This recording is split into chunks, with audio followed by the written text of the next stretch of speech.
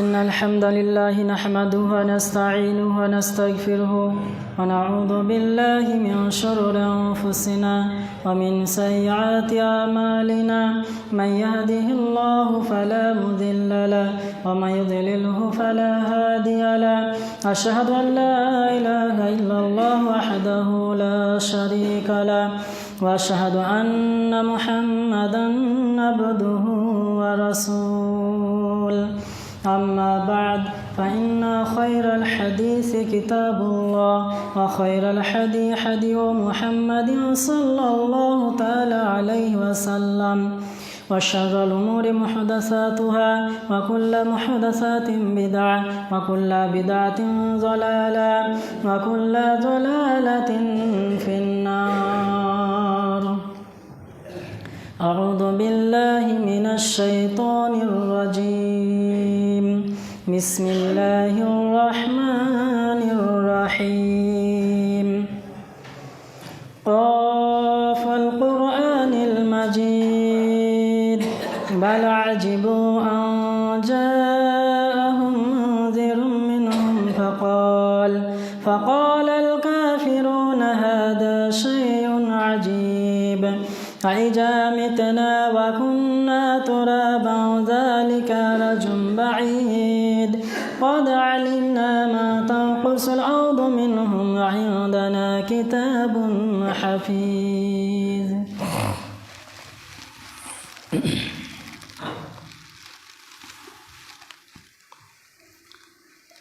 الحمد لله رب العالمين والصلاة والسلام على رسوله محمد وعلى آله وصحبه أجمعين.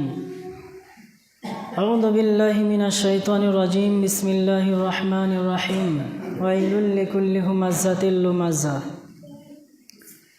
সমস্ত প্রশংসা তারিফ একমাত্র সে আল্লাহ রাব্বুল আলামিনের জন্য, যিনি একক, সর্বমহান, সর্বশক্তিমান, যিনার কোনো অংশ নেই, যিনি সর্বশক্তিমান। তাই আমরা সকলে তার শুকর আদায় করে বলি আলহামদুলিল্লাহ।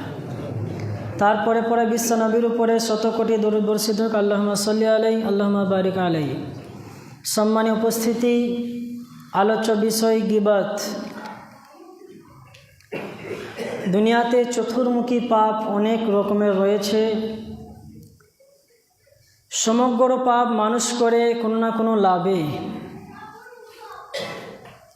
যারা শিরিক করে তাদেরও লাভ, মানি ইনকাম হবে, অর্থাৎ মানুষকে শিরিকে লিপ্ত করাতে পারলে অর্থ মোটা অঙ্কের উপার্জন হবে।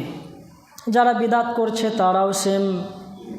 এক কথায় যাবতীয় পাপ, মানুষ যে কোনো পাপ করছে, সুদ বলেন, ঘুষ বলেন, বা মানুষ হত্যা, জিনা, ব্যভিচার, যাবতীয় যত রকমের পাপ রয়েছে মানুষ লাভে করছে, সামান্য অর্থের লাভে এই যাবতীয় পাপগুলো করছে।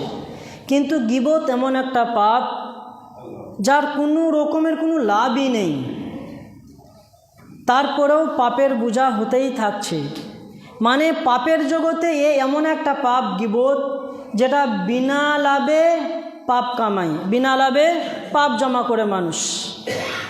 এই গীবত ছাড়া যাবতীয় যত পাপ রয়েছে, মানুষ যে পাপই করছে বা যে পাপের সাথে লিপ্ত রয়েছে, কোনো না কোনো দিকে লাভ রয়েছে, হয় অর্থের লাভ, নাহলে আর কোনো লাভ রয়েছে।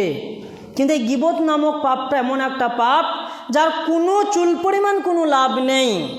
তারপরেও এই পাপটাতে অধিকাংশ মানুষ, অধিকাংশ মহিলা, পুরুষদের চাইতে মহিলাদের সংখ্যা অত্যাধিক। এই সামান্য পরিমাণ মহিলাই গীবত নামক পাপ থেকে বেঁচে থাকে। তাছাড়া অধিকাংশ মহিলা এই পাপের সাথে জড়িত, আর পুরুষরা তো রয়েছেই, কিন্তু মহিলাদের তুলনায় পুরুষরা কম।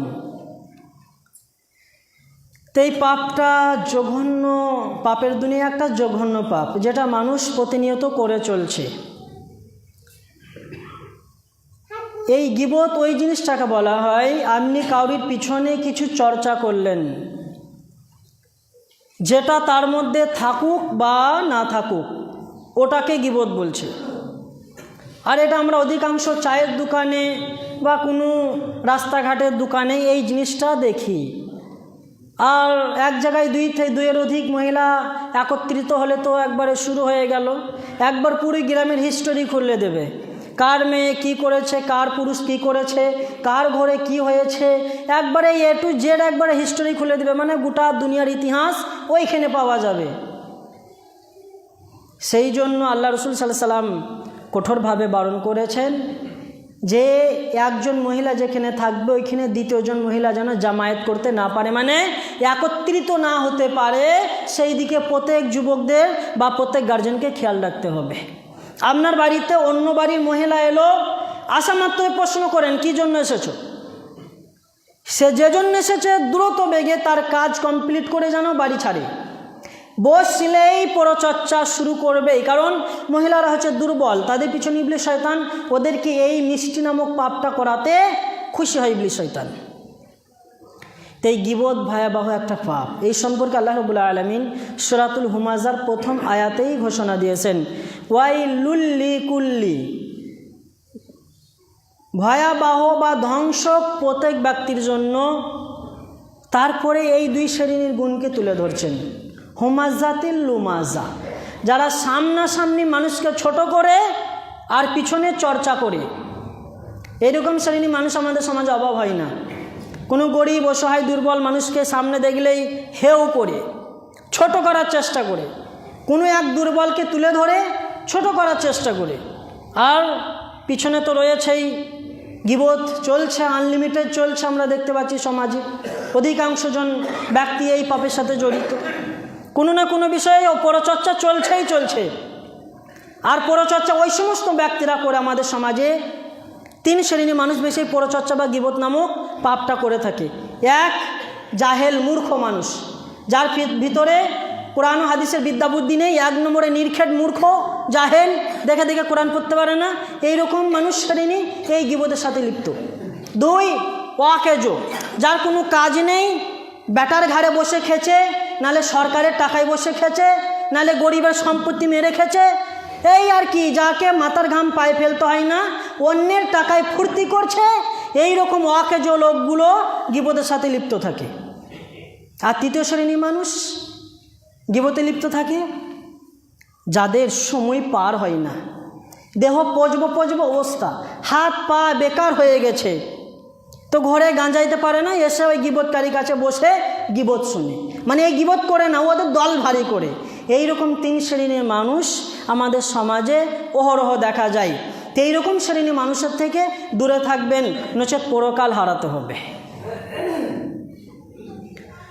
আল্লাহ রাব্বুল আলামিন সূরা হুজরাত 49 নম্বর সূরার মধ্যে ঘোষণা দিয়ে বলেন স্পষ্টভাবে, ইয়া আইয়ুহাল্লাযিনা আমানুস্তাজিবু কাসীরাম মিনাজ-জান, হে বিশ্বাসী স্থাপনকারী, তোমরা অধিক গীবত করা হতে বিরত থাকো, অধিক পরচর্চা করা হতে বিরত থাকো। কেন? তারপরে বলছেন ইন্না বাদা দন্নি ইসমুন, কারণ কত পরচর্চা হচ্ছে গীবত। এখানে বুঝতে হবে গীবত আর সতর্কমূলক দুটো জিনিস, ভালো করে বুঝে যান।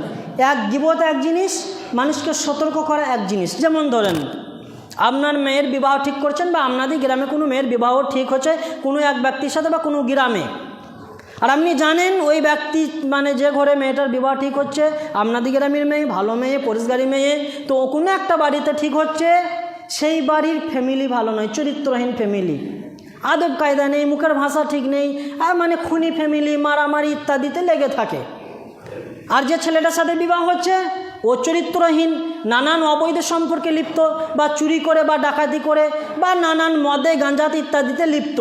তাহলে এইরকম যদি পরিচয় পাওয়া যায়, নোংরা পরিচয়, তাহলে এই মেয়েটাকে বাঁচানোর জন্য ওই রকম নোংরা ফ্যামিলির ব্যাপারে আপনি যদি ফুল একবারে সঠিক জানেন তথ্য অনুযায়ী, তাহলে এই মেয়েটাকে সতর্ক করবেন বা এর পরিবারকে সতর্ক করবেন, ওখানে বিবাহ দিয়েন না। এটা গীবত না, এটা সতর্ক।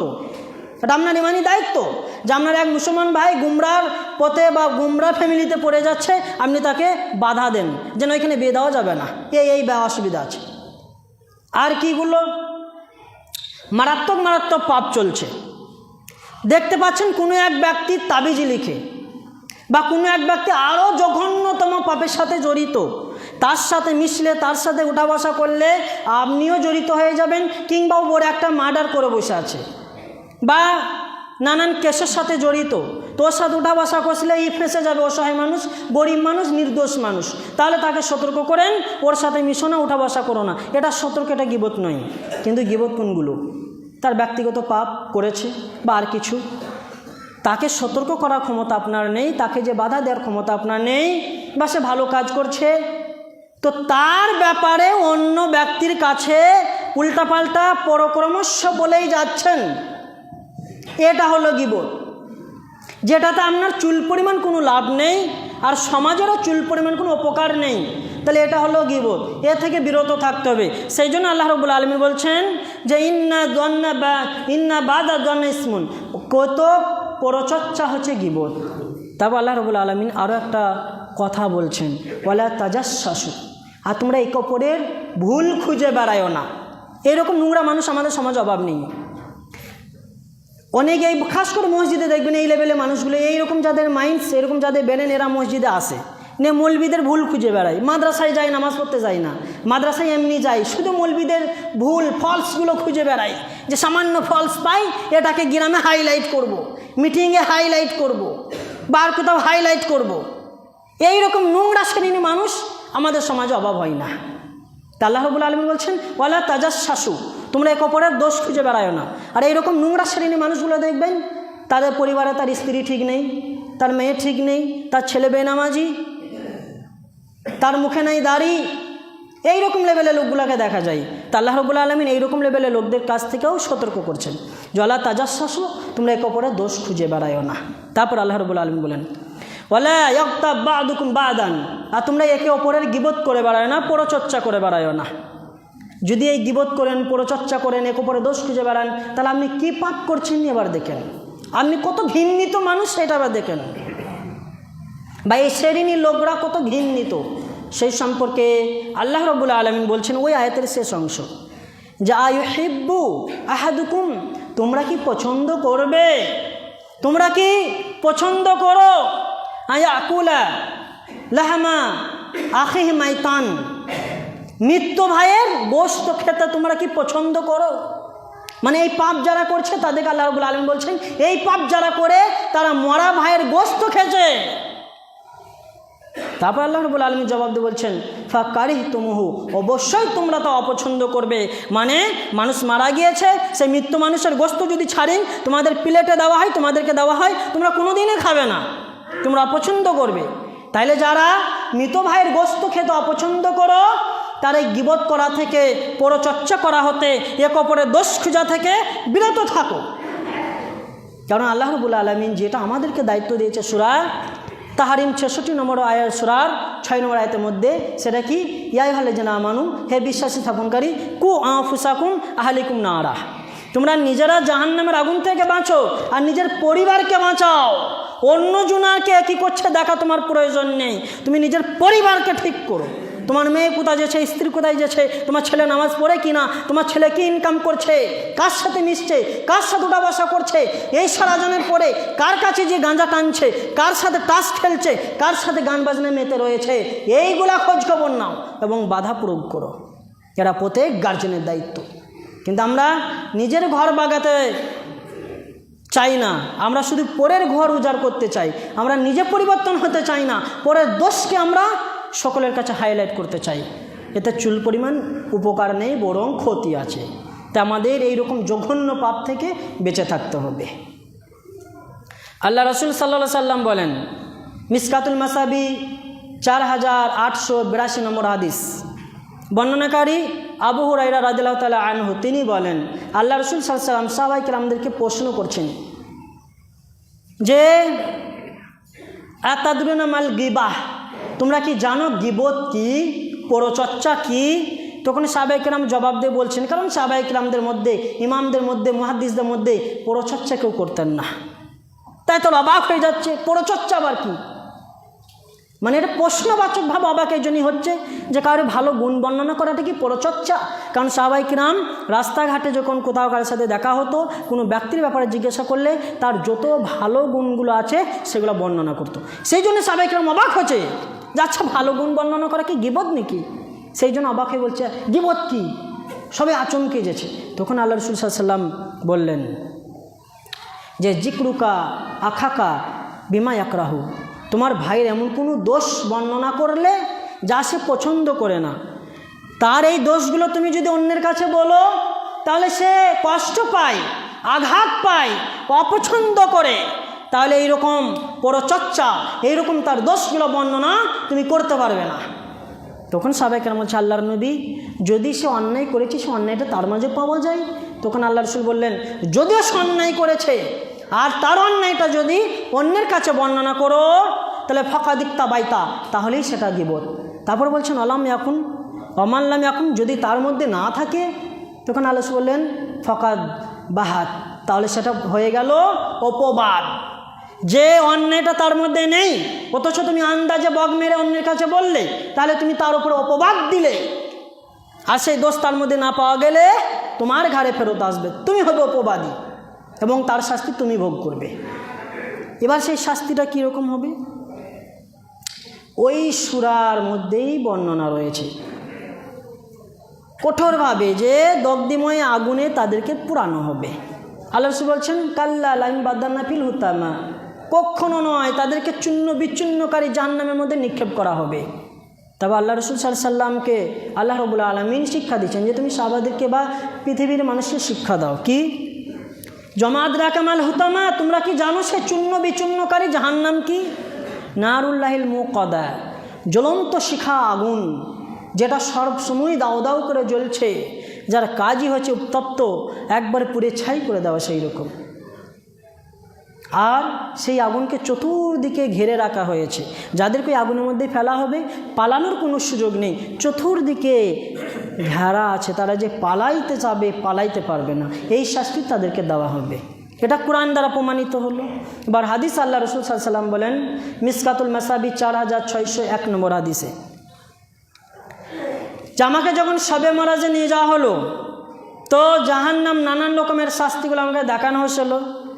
তো এই নানান রকম শাস্তি দেখতে দেখতে আমি দেখতে পেলাম কতক শ্রেণীর মানুষ জাহান্নামের মধ্যে রয়েছে, শাস্তি দেওয়া হচ্ছে। সেই কি শাস্তি? আল্লাহ রাব্বুল আলামিন সেই জাহান্নামীদের নিজের হাতের নখগুলোকে তামার নখ বানিয়েছে, তামার নখ প্রদান করেছে, আর ধারালো চকচকে সেই নখ দিয়ে নিজের চেহারায় আঁচড়ছে, নিজের বুক ফেরে ফেলছে আর চিৎকার মারছে। আল্লাহ রাসূল সাল্লাল্লাহু আলাইহি ওয়াসাল্লাম জিবরাইলকে জিজ্ঞেস করলেন মান হাওলা জিবরাইল, হে জিবরাইল এরা কারা? তখন আল্লাহ রাসূল সাল্লাল্লাহু আলাইহি ওয়াসাল্লামকে বলা হলো এরা হচ্ছে গীবতকারী, যারা দুনিয়াতে গীবত করে বেড়াতো, সব সময় গীবতে লিপ্ত থাকতো, সব সময় গীবত করতো। আর এই গীবতকারীর সম্পর্কে আল্লাহ রাসূল সাল্লাল্লাহু আলাইহি ওয়াসাল্লাম আরও বলেন সহিহ বুখারীর 6056 নম্বর হাদিস, যে লা ইয়াদখুলুল জান্নাতা কাত্তাতুন, গীবতকারী জান্নাতে যাবে না, গীবতকারী জান্নাতে যাবে না। যারা সব সময় পরচর্চা করতে থাকে, কোনো কাজ নেই, বসে বসে শুধু গীবত করতে থাকে, এরা জান্নাতে যাবে না। কেন যাবে না? কারণ যার সম্পর্কে এই আলোচনা করছে, যার পিছনে গীবত করছে, ওর পাপের বোঝা এর ঘাড়ে চাপছে, আর এর নেকিগুলো মাইনাস হতে থাকছে। যখন কিয়ামতের দিন আল্লাহ রাব্বুল আলামিনের সম্মুখে বিচার পেশ করা হবে, যেদিন মহান আল্লাহ রাব্বুল আলামিন দুনিয়ার সমগ্র মানুষের বিচার করবেন, সেই দিন যার নামে পরচর্চা করা হলো, যার অপবাদ দেওয়া হলো, যার দুর্নাম ছড়ানো হলো, সেদিন তো সে ছেড়ে কথা কবে না, সেই দিন আল্লাহর কাছে ন্যায় বিচার চাইবে। তখন আল্লাহ রাব্বুল আলামিন বলবেন কঠোরভাবে নিষেধ করা হয়েছিল, তুমি মানো নাই, শুনো নাই, নেকিগুলা দাও, এবার একে নেকিগুলা দিয়ে দেওয়া হবে একে, যার পরচর্চা করা হয়েছিল, আর এর গুনার বোঝাগুলা ওর ঘাড়ে চাপিয়ে দেওয়া হবে, চলে যাও এবার তোমার নিজস্ব ঠিকানা জাহান্নামে। তা আমরা যদি জাহান্নামে যেতে না চাই তাহলে পরচর্চা করাতে বিরত থাকে। আর কোরআন হাদিসে জ্ঞান না থাকার কারণে এই কাজগুলো আমাদের দ্বারা বেশি ঘটছে, হরহর ঘটছে। তাই আমাদের এইরকম জঘন্য পাপ থেকে বিরত থাকতে হবে। এবার আল্লাহ রাব্বুল আলামিন ফ্যাসিলিটি দিচ্ছেন, যারা গীবত করবে না এদের জন্য ফ্যাসিলিটি রয়েছে। মিসকাতুল মাসাবি 4621 নম্বর হাদিস, বর্ণনাকারী আম্মার রাদিয়াল্লাহু তাআলা আনহু তিনি বলেন রাসূল সাল্লাল্লাহু আলাইহি সাল্লাম বলেছেন, মায়াদ মানলি মা বাইনা লাহইয়াহি রিজলাহি আজমানুল জান্নাত, যে ব্যক্তি নিজের মুখকে থামিয়ে নিল, নিজের মুখকে হেফাজতে করে নিল, মানে পরচর্চা গীবত করা হতে বিরত রইল, আর নিজের লজ্জাস্থানের হেফাজত করে নিল, মানে ব্যভিচার থেকে দূরে থাকলো আল্লাহর ভয়ে, আজ মান্নালাহুল জান্নাত, আল্লাহ রাব্বুল রাসূল সাল্লাম বলছেন তার জান্নাতে যাওয়ার জন্য আমি জিম্মেদার হয়ে গেলাম, আমি তাকে জান্নাতে যাওয়ার জন্য আল্লাহর কাছে সুপারিশ করব, আল্লাহ ওকে জান্নাতে দিবেই দিবে, যে নিজের লজ্জাস্থান আর মুখকে বাঁচিয়ে নিল, নিজের মুখের আর লজ্জাস্থান হেফাজত করে নিল, সে জান্নাতে যাবেই যাবে। তাহলে আমরা যদি জান্নাতে যেতে চাই তাহলে লজ্জাস্থান আর মুখের হেফাজত করতে হবে। আর এই লজ্জাস্থান মুখের হেফাজত তখনই হবে যখন নামাজ নিয়মিত পড়বেন, যখন কোরআন নিয়মিত তেলাওয়াত করবেন, যখন কোরআন ও হাদিসকে ঘাঁটবেন, চর্চা করবেন, আর আল্লাহর সম্পর্কে পূর্ণ ধারণা আসবে। আল্লাহ কে, তার ক্ষমতা কি, তার ওয়াদা কি, সে কি ওয়াদা দিয়েছে, আল্লাহ কার বন্ধু, এই সম্পর্কে যখন আপনি কোরআন হাদিস ঘাঁটবেন, আপনার ব্রেনে বসবে, তখন আর পরচর্চার দিকে ধারে পাশে যাবেন না, নামাজও ছাড়বেন না, তখন পূর্ণ ভরসা আল্লাহর উপরে আসবে। দুনিয়াতে যত দেখবেন মার্ডার হচ্ছে, যত দেখবেন জালেম সরকার আমাদের প্রতি জুলুম চাপাচ্ছে, তত আপনার ঈমান আরও মজবুত হবে। কেন? কারণ আমাদের সাহায্যকারী আল্লাহ। মরলে জান্নাত, বাঁচলে গাজী, মরলে জান্নাত, বাঁচলে গাজী, এর থেকে খুশির খবর আর কি হতে পারে? তাই কোরআনের সাথে সম্পর্ক করুন আর নামাজকে নিয়মিত আদায় করুন, আল্লাহর কাছে ঝুঁকে পড়ুন। যে সারা পৃথিবীর বাদশাহ, যে নমরুদকে ধ্বংস করেছে, যে কারুনকে ধ্বংস করেছে, যে ফিরাউনকে ধ্বংস করেছে, সেই আল্লাহ আমাদের সাথে আছে। তাহলে আমাদের চিন্তা কিসের? যে আল্লাহ সাথে থাকার কারণে মুসা আলাইহিস সালামের জাতিরা চিন্তা করে নাই, যে আল্লাহর উপর ভরসা রেখে সাহাবায়ে কিরাম চিন্তা করে নাই, যে আল্লাহর উপর ভরসা রেখে বিলাল রাদিয়াল্লাহু মতো সাহাবা অলিতে গলিতে তাকে গলায় দড়ি মেনে টেনে হিঁচড়ে নিয়ে বেড়ানো হয়েছে, তাও তার ইমানকে কিনে নিতে পারে নাই, তাও ইমানকে নষ্ট করতে পারে নাই। যে আল্লাহর প্রতি বিশ্বাস রেখে আম্মারের মাকে যখন একবারে বল্লমের হত্যা করা হলো, তাও তাকে বেদিন করতে পারলো না। যখন আম্মার তার পিতাকে ইয়াসিরকে যখন 2 পাগলা ঘোড়ার পায়ে বেঁধে দিয়ে মাঝে মাঝে দেহকে ফেলে দেওয়া হলো, তাও ইসলাম থেকে সরাতে পারলো না। সেই আল্লাহ আমাদের সাথে আছে, তাহলে আমাদের চিন্তা কিসের এত ভয়? বড় জোর কাফেররা কি করবে? হয়তো আমাদেরকে ক্যাম্পে ভরবে, বড় জোর মেরে ফেলবে, এর থেকে বেশি কিছু করতে পারবে না। আর দুনিয়া মুমিনদের জন্য নয়, এই দুনিয়ার শুরু আছে, শেষও আছে। আজ হয়তো আমার বয়স 25 বছর, 50 বছর পর্যন্ত হায়াত থাকলে আর 25 বছর, মানে হাফ চলে গেল। তাহলে যে দুনিয়ার শুরু আছে, শেষ আছে, সেই দুনিয়া মুসলমানদের হতে পারে না। সেই দুনিয়াকে নিয়ে মুসলমান কোনো দিন গর্ব করতে পারে না, সেই দুনিয়ার জন্য মুসলমান কোনো দিন পাপ কামাতে পারে না। মুসলমানদের দুনিয়া রয়েছে যার শুরু আছে, শেষ নেই। সেই দুনিয়ার জন্য মুসলমান এই দুনিয়ায় সব কিছু বিলে করে দেবে, এই দুনিয়ার সব কিছু ত্যাগ করবে, কিন্তু যে দুনিয়ার শুরু আছে, শেষ নেই, সেই দুনিয়াকে কোনো দিন মুসলমান হারাতে পারে না। এই সম্মানের উপস্থিতি, আমাদের নিজস্ব যেটা দুনিয়া, আমাদের নামে যেটা লিপিবদ্ধ রয়েছে, সেই দুনিয়াকে শয়তানের দুনিয়ার জন্য যেন আমরা না হারিয়ে ফেলি। এই দুনিয়াটা শয়তানের দুনিয়া, ভালো করে বুঝেন। এই পৃথিবীটা ইবলিশের পৃথিবী। যারা তার অনুসরণ করে চলবে, সে নিজের দুনিয়াকে হারাবে, আর এই দুনিয়াকে যে হারাবে, সে নিজের দুনিয়াকে সঠিকভাবে পাবে। তাই সম্মানীয় উপস্থিতি, নিজের দুনিয়াকে হারাবেন না। নামাজ নিয়মিত আদায় করেন, কোরআন তেলাওয়াত করেন, পরচর্চা থেকে বিরত থাকেন, যতটা পারেন মানুষের উপকার করেন, অন্যায় দেখলে মানুষকে সতর্ক করেন। এটা আমাদের সকলের ডিউটি এবং দায়িত্ব। আল্লাহ রসুল সাল্লাল্লাহু আলাইহি সাল্লাম বলেন, বর্ণনাকারী আবু হুরায়রা তিনি বলেন, রাসূল সাল্লাল্লাহু আলাইহি সাল্লাম বলেছেন, আন আকসারি মা ইদখুলুন নাস আল জান্নাত, তোমরা কি জানো অধিক মানুষ জান্নাতে যাবার কারণ? তোমরা কি জানো অধিক মানুষ জান্নাতে কি কারণে যাবে? তখন আল্লাহ রাসূল সাল্লাল্লাহু আলাইহি সাল্লাম বলছেন, তাকওয়াল্লাহি হুসনুল খুলুক, যার আল্লাহর ভয় আছে, যে আল্লাহর ভয় রেখে দুনিয়ায় চলাফেরা করে, ও জান্নাতে যাবেই যাবে। আর যার চরিত্র সঠিক, যার চরিত্র উত্তম, সে জান্নাতে যাবেই যাবে। আর এই দুটোতেই আমরা ফেল, এই দুটোতেই আমরা ফেল, আমাদের সমাজ ফেল, অধিকাংশ মানুষ ফেল। আর খাস করে তো মা বোনেরা রয়েছে, আর তাদের থাকার কারণ যে আমরা আজ ঘুমন্ত বস্তু হয়ে গেছি। আমরা জেগে জেগে ঘুমাচ্ছি। জেগে জেগে ঘুমালে কোনো দিন উঠানো যায় না। সঠিকভাবে ঘুমালে এক খোঁচায় উঠে যায়, কিন্তু জেগে জেগে ঘুমালে কোনো দিন ঘুম ভাঙে না। সম্মানীয় উপস্থিতি, আজ আমরা জেগে জেগে ঘুমাচ্ছি। আমাদের চোখের সামনে ছোট ছোট আমাদের মেয়ে ছেলেরা, ছোট ছোট শিশুরা মোবাইলে নানান রকম অশ্লীল ভিডিও দেখছে। আমরা বাধা প্রয়োগ না করে আরও চালু করে দিচ্ছি। সম্মানীয় উপস্থিতি, আমাদের চোখের সামনে আমাদের ছোট ছোট মা বোনেরা ড্যান্স করছে, নাচছে, আর আমরা হাততালি দিচ্ছি, সাবাস দিচ্ছি বাধা না দিয়ে। আমাদের ঘরে ছোট ছোট ছেলেমেয়েরা কেউ বিদায় দিয়ে গেলে, ঘর থেকে কুটুম এসেছে যখন বাড়ি থেকে বিদায় নেয়, আমাদের দায়িত্ব ডিউটি ছিল আসসালামু আলাইকুম সালাম প্রদান করা, মানে আল্লাহ তোমার উপরে শান্তি রহমত বর্ষণ করুক, এই দোয়া দেওয়া। এই দোয়া না দিয়ে আমরা ইহুদি খ্রিস্টানদের নীতিকে শিক্ষা দিয়েছি। যখন বাড়ি থেকে মেহমান যায় তখন বলি হাততালি দাও। ইহুদিদের নীতি আমরা অনুসরণ করেছি। তাহলে কিভাবে জান্নাতে যাওয়াটা আসান হবে? ইসলাম আমাদের শিক্ষা দিল, বিশ্বনবী আমাদের জন্য শিক্ষা দিয়ে গেল, পুরুষদের টাকনু সবসময় বেরিয়ে থাকবে, মেয়েদের টাকনু ঢাকা থাকবে। আর আমরা বেছে নিলাম পুরুষদের টাকনু ঢাকা থাকবে, মেয়েদের টাকনু ফাঁকা থাকবে। আল্লাহ রাসূল সাল্লাল্লাহু আলাইহি ওয়াসাল্লাম আমাদের শিক্ষা দিল যে পরিবার চালানোর জন্য যুবকরা, পুরুষেরা এ বাজার থেকে ও বাজার, এ গ্রাম থেকে ও গ্রাম দরাদরি করবে, অর্থ উপার্জন করবে। আর আমরা উল্টা করে দিলাম। আমরা খেলতামাশায় মেতে গেলাম, মা বোনেদের আজারে বাজারে পাঠিয়ে দিলাম। আমরা খেলতামাশায় মেতে গেলাম, মা বোনেদের বাজারে আজারে পাঠিয়ে দিলাম। অর্থ উপার্জন করার জন্য আমরা রাস্তায় নামিয়ে দিলাম। জান্নাত কি এত সস্তা? সম্মানীয় উপস্থিতি, কাকে ধোঁকা দিচ্ছেন? সব নিজেকে ধোঁকা দিচ্ছি আমরা। কারণ আমরা যদি কোরআনকে বিশ্বাস করি তাহলে আমাদের চোখ খুলবে, আর কোরআনের বিশ্বাস না থাকলে চোখ খুলবে না। হাজার আমরা বলি।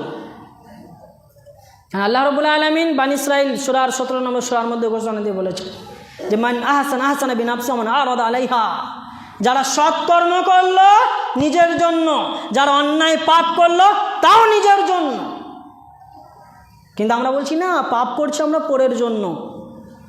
আমরা কি বলছি? পাপ করছি পরের জন্য, নেকি করছি তাও পরের জন্য। মানে আমি নামাজ পড়ছি মানে এই গ্রামের উপকার করে ফেলছি, আমি রোজা রাখছি দান করছি মানে এই গ্রামের মানুষের উপকার করে ফেলছি। এই তো আমাদের ধারণা, এই তো আমাদের ধারণা। আবার বুঝাতে গেলে, সতর্ক করতে গেলে আমি পাপ করছি আমি জবাব দেব। হ্যাঁ, তোমার মতন এই কথা অনেকেই বলেছিল।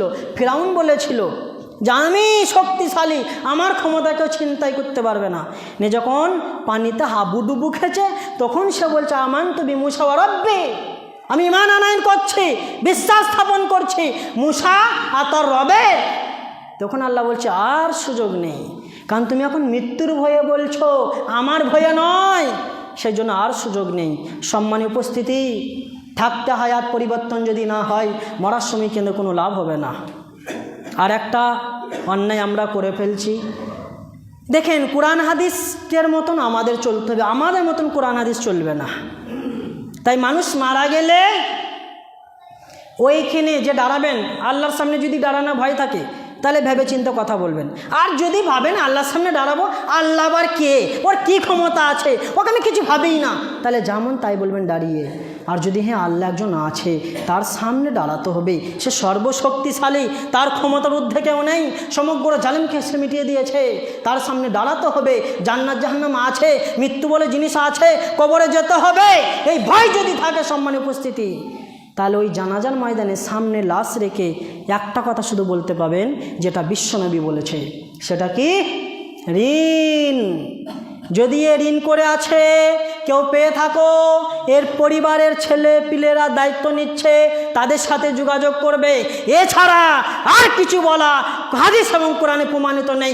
আল্লাহর কসম করে বলছি প্রমাণিত নেই, আল্লাহর কসম করে বলছি প্রমাণিত নেই, আল্লাহর কসম করে বলছি প্রমাণিত নেই।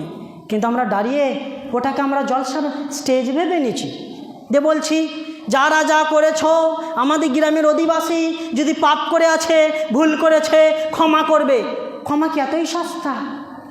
কোনো হিন্দু দোকানে 500 টাকার মিষ্টি নিয়ে নিয়েছে, কারো দোকানে জোর নিয়েছে, কারো দোকানে সিমেন্ট নিয়েছে, কারোর কাছে বালি নিয়েছে, কারি জমি মেরে খেয়েছে, কারি ঘর ছিনতাই করে খেয়েছে, পঞ্চায়েতে চুরি করেছে, ব্লকে চুরি করেছে, ক্ষমা চেয়েছে সেই মানুষদের কাছে। জাননি তার হয়ে ক্ষমা চাইছেন? লজ্জা লাগে না? ইসলামকে এতই সস্তা বেঁচে থাকতে ক্ষমা চাই নাই, মরার পরে ক্ষমা চাই। ইসলামকে এতই সস্তা, আর আমরা বলে দিচ্ছি ক্ষমা করে দিয়েন আল্লাহর ওয়াস্তে। ক্ষমাকে এতই সস্তা নাকি? বেঁচে থাকতে ক্ষমা চাইতে হবে, মরার পরে নয়। যদি জানাজার ময়দানে শুধুমাত্র ঋণ ব্যতীত কোনো কথা বলা হয়, তাহলে আল্লাহর সামনে দাঁড়ানোর জন্য রেডি থাকেন। ওয়াল্লাহি আল্লাহর কসম করে বলছি, সেই দিন ধরা খাবেন। সম্মানীয় উপস্থিতি, মেন আমাদেরকে ভয়াবহ পাপ গীবত থেকে বাঁচতে হবে, আর কোরআন হাদিসের সাথে সম্পর্ক জুড়তে হবে। যে কোনো মূল্যে নামাজ আদায় করতে হবে, কারণ কার কখন মৃত্যু এসে যাবে আমরা কেউ জানি না, কোনো গ্যারান্টি নেই। তাই কবরে যেতে হবে, কবরে হিসাব বাকি লাগবে, আল্লাহর সামনে দাঁড়াতে হবে, নিজের আমলনামার হিসাব লাগবে। কেউ কাউকে বাঁচাবে না, নিজের মা বাপ, ছেলে, বউ, স্ত্রী, কেউ কাউকে বাঁচাবে না। সকলকে নিজে নিজে বাঁচতে হবে আমল দিয়ে, সৎ আমল দিয়ে। তাই আমরা সৎ আমল করি, পাপ থেকে বেঁচে থাকি। আল্লাহ আমাদের সঠিক বুঝার, সেই মতো আমল করার তৌফিক দেখ। আমিন। আসসালামু আলাইকুম ওয়া রাহমাতুল্লাহি ওয়া বারাকাতুহু।